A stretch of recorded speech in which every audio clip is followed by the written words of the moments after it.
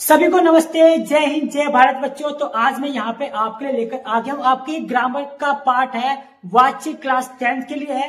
ठीक है, काफी सारे बच्चों को जो है वाच्य अच्छे से तो आता है, लेकिन फिर भी उसके अंदर काफी सारी मिस्टेक यानी गलतियां कर देते हैं। तो आज की इस वीडियो को अगर आप शुरू से लेके लास्ट तक अच्छे से देखोगे तो आपको अच्छे से वाच्य समझ में आने वाला है, क्योंकि मैं इसकी गारंटी ले रहा हूं। ठीक है, आपको वीडियो को लगातार शुरू से लास्ट तक देखना है। और हाँ, एक गलती आप जरूर करते हो, आप वीडियो तो देख तो लेते हो, लेकिन वीडियो में आप बिल्कुल भी कमेंट नहीं करते हो। भाई कमेंट कर दो कि हमें ही चल जाएगा पता कौन कौन सा बच्चा जो है वीडियो को देख रहा है और किस जगह से देख रहा है, क्या वो दिल्ली का ही है या दिल्ली के बाहर का है। आपको वीडियो को देखना है, कमेंट भी करना है साथ में। तो जाइए बच्चों, वीडियो को लगातार देखते रहिएगा। बाकी अपने ध्यान रखना। जय हिंद, जय भारत, और सभी को best of luck your exam. ठीक है बच्चों, तो जाइए वीडियो को लगातार देखते रहिएगा। तो बच्चों, आज हम यहाँ पे समझने वाले हैं वाच्य के बारे में। वाच्य क्या होता है, ठीक है, बेसिक से समझेंगे। आई होप मैं पूरी कोशिश करूंगा आपको समझाने की, बिल्कुल बेसिक से, शायद आपको समझ में भी आ जाएगा। ठीक है, और साथ ही साथ अगर ये वीडियो आपको समझ में आ जाएगी तो हम नेक्स्ट वीडियो लेकर आएंगे उन क्वेश्चनों की जो पिछली साल आपके बोर्ड के एग्जाम में आए थे या इस बार आने वाले हैं। ठीक है, आपको सिर्फ कमेंट करना है अगर आप चाहते हो उससे रिलेटेड वीडियो। तो चलिए बच्चों, यहाँ पे समझते हैं। तो वाच्य को समझने के लिए हमें यहाँ पे दो चीजों को सीखना जरूरी होगा। सबसे पहले यहाँ पे देखो क्या लिखा, क्रिया। क्रिया को समझते हैं। ठीक है, क्रिया को समझेंगे, जब उसके बाद हम यहाँ पे समझेंगे क्या दूसरा कर्ता क्या होता है। ठीक है, तो देखो पहले समझते हैं यहाँ पे क्रिया क्या होती है। देखो यहाँ पे क्रिया क्या होती है, क्रिया जो काम हो रहा है। अगर इसमें आप ध्यान से पढ़ोगे तो इसमें देखो क्या किस चीज का काम हो रहा है। इसमें लिखा है राम पुस्तक पढ़ता है, तो यहाँ पे किस चीज का काम हो रहा है, पढ़ने का काम हो रहा है। ठीक है, जो हमारी क्या होगी, क्रिया होगी। बच्चे बाग में घूम रहे हैं, बच्चे बाग में घूम रहे हैं, ये हमारी क्रिया होगी। सुरेश जोर से हंस रहा है, यहाँ पे हंस रहा है, ये क्रिया होती है। दूसरा तरीका क्या होता है, क्रिया हमेशा वाक्य के अंत में होती है। जैसे देखो यहाँ लिखा है, शुरुआत में नहीं है, पढ़ता है, साथ में है, ये रहा है, रहे, ऐसे वर्ड आएंगे। पढ़ता है, घूम रहे हैं, हंस रहा है, इस तरह के वर्ड आएंगे, तो ये हमारी क्या होगी, क्रिया होगी। ठीक है, अगर देखो यहाँ पे क्या लिखा है, क्रिया भी हमारी कई तरह की होती है।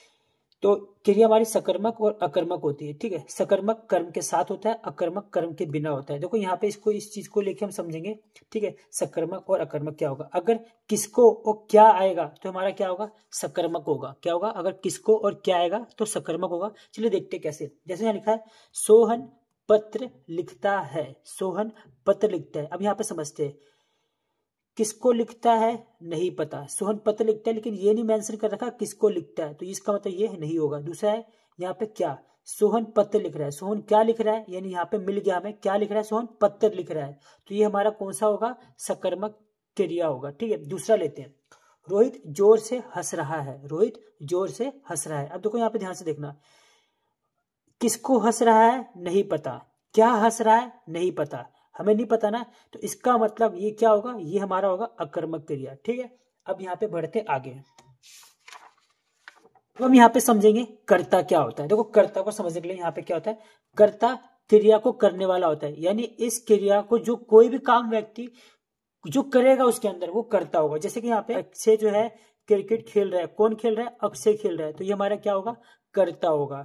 रोहन धीरे धीरे चलता है, कौन धीरे धीरे चल रहा है, रोहन धीरे धीरे चल रहा है, रोहन इस काम को कर रहा है, तो ये हमारा क्या होगा, कर्ता होगा। ठीक है, अब आइए अब देखते हैं कि क्या लिखा है, वाच्य के भेद हमें यहाँ पे समझना होगा। वाच्य के भेद क्या होते हैं, देखो वाच्य के यहाँ पे दो भेद होते हैं, कृतवाच्य और आकृतवाच्य। यानी कि आकृतवाच्य भी दो तरह के होते हैं, कर्मवाच्य और भाववाच्य, हमें यहाँ पे समझना होगा। ठीक है, तो कैसे समझेंगे, चलिए यहाँ पे देखो, यहाँ पे क्या लिखा है कि इसके अंदर क्या होगा, कर्ता को सबसे पहले छांटना होगा कि कौन काम को कर रहा है। दूसरा, अगर कर्ता के साथ से द्वारा या के द्वारा यदि नहीं है तो वह वाक्य कृतवाच्य ही होगा। क्या होगा, कृतवाच्य ही होगा। अब बड़े ध्यान से देखो, यहाँ पे क्या लिखा है, हरीश अखबार पढ़ता है, हरीश क्या पढ़ता है, अखबार पढ़ता है, बट यहाँ पे ना से द्वारा है ना के द्वारा है, इसका मतलब ये हमारा कृतवाच्य ही होगा। ठीक है, दूसरा देखो यहाँ पे क्या लिखा है, हरीश से अखबार पढ़ा जाता है। अब यहाँ पे से आ गया, क्या आ गया, से आ गया, तो यहाँ पे ये हमारा क्या होगा,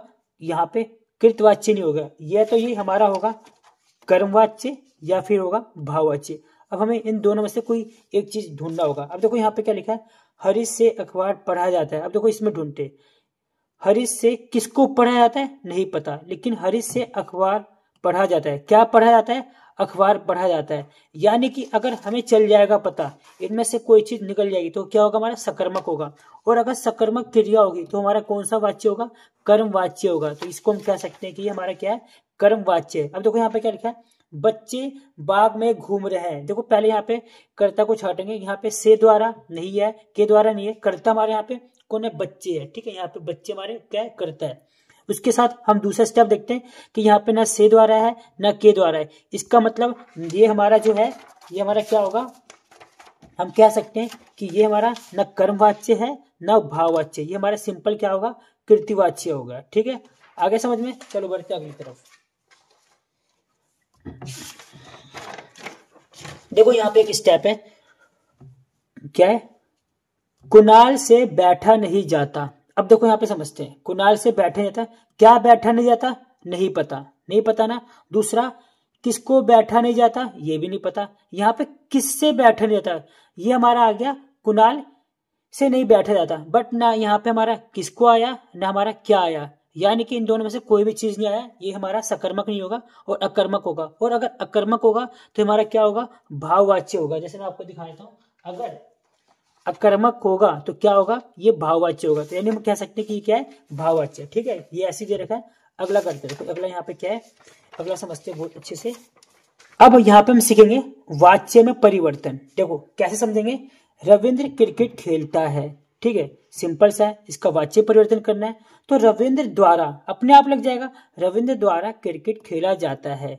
हम ये भी लिख सकते हैं रविंद्र द्वारा क्रिकेट खेलता है, बट इसका कुछ वर्ड नहीं बन रहा। देखो रविंद्र द्वारा क्रिकेट खेला जाता है, इसका कुछ मतलब बन रहा है, लेकिन रविंद्र द्वारा क्रिकेट खेलता है कोई वर्ड नहीं बन रहा, तो ये हमारा नहीं होगा। दूसरा देखो क्या लिखा है, परिवर्तन करने के बाद क्रिया जिस काल में थी उसी काल में रहे। जैसे यहाँ लिखा है खेलता है, अगर लिखा जाएगा खेला जाएगा, ये कोई काल नहीं है, ये खेलता है अभी का है, बट खेला जाएगा ये कौन सा हो गया, हमारा भविष्य काल का हो गया, तो ये नहीं होगा।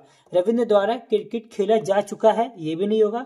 रविंद्र द्वारा क्रिकेट खेला जा रहा है, ये भी नहीं होगा, क्योंकि यहाँ पे ता है, तो ये वाला इनमें से सिर्फ फर्स्ट वाला ही होगा। ठीक है, आई होप आपको समझ में आ चुका होगा।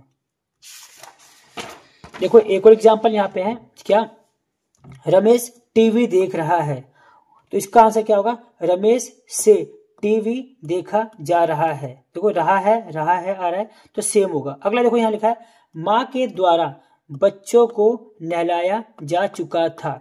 माँ के द्वारा बच्चों को नहलाया जा चुका था। अब देखो यहाँ लिखा है, हमें क्या लगाना है, यहाँ पे के द्वारा है, अगर हम यहाँ पे के द्वारा हटा देंगे तो माँ बच्चों को नहला चुकी थी। अब आप कहोगे सर के द्वारा हटा देंगे तो माँ यहाँ पर आएगा, बच्चे फिर को आएगा, लेकिन नहलाया को नहला, ये कुछ मतलब नहीं बना। तो बच्चों अगर मैं आपको बता दूं कि अगर मैं के द्वारा हटा के सिंपल सा वर्ड को लिखूंगा तो कोई मतलब नहीं बनेगा, कोई सेंस नहीं बनेगा। के द्वारा हटा देता हूँ, यहाँ लिखता हूँ, माँ बच्चों को नहलाया जा चुका था। माँ बच्चों को नहलाया जा चुका था, कोई वर्ड नहीं बना, कोई सेंटेंस, कोई वाक्य नहीं बन रहा।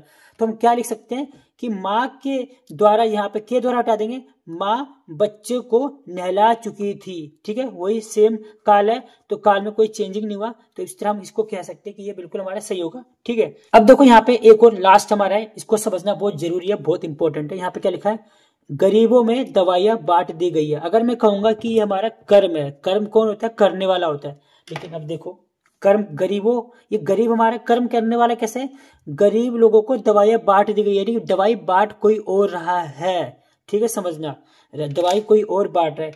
इसको अच्छे से समझने के लिए देखो हमने यहाँ पे एक एग्जांपल लिया है, बड़े ध्यान से देखना। मैंने यहाँ पे क्या लगा दिया, मुकेश लगा दिया, हम भी मुकेश लगाएंगे, बट एग्जाम में आपको नहीं करना, समझने के लिए। गरीबों में दवाइयां बांट दी गई है, तो लिखेंगे मुकेश द्वारा गरीबों में दवाइयां बांट दी गई है। ठीक है, किसने दवाइयां बांटी है, मुकेश ने। किसने बांटी है, मुकेश ने गरीबों में दवाइयां बांट दी। ठीक है, मुकेश ने गरीबों में दवाइयां बांट दी। तो अब यहाँ पे हम क्या कर देंगे, मुकेश को हटा देंगे, सिर्फ लिखेंगे गरीबों में दवाइयां बांट दी है। अब कहोगे सर इतने सारे स्टेप क्यों, देखो पहले समझते हैं। गरीबों में दवाइयां बांट दी गई है, हम एक नाम ले लेंगे, मुकेश द्वारा गरीबों में दवाइयां बांट दी गई है। अगर मैं यहाँ पे इसको हटा दूं तो गरीबों में दवाइयां बांट दी गई है, कोई सेंस नहीं बना। तो मुकेश ने बांटा है ना, तो मुकेश ने गरीबों में दवाइयां बांट दी। ठीक है, दी गई को हटा के बांट दी लगा देंगे, तो ये हमारा बिल्कुल सही होगा। तो आई होप बच्चों आपको समझ में आ चुका होगा।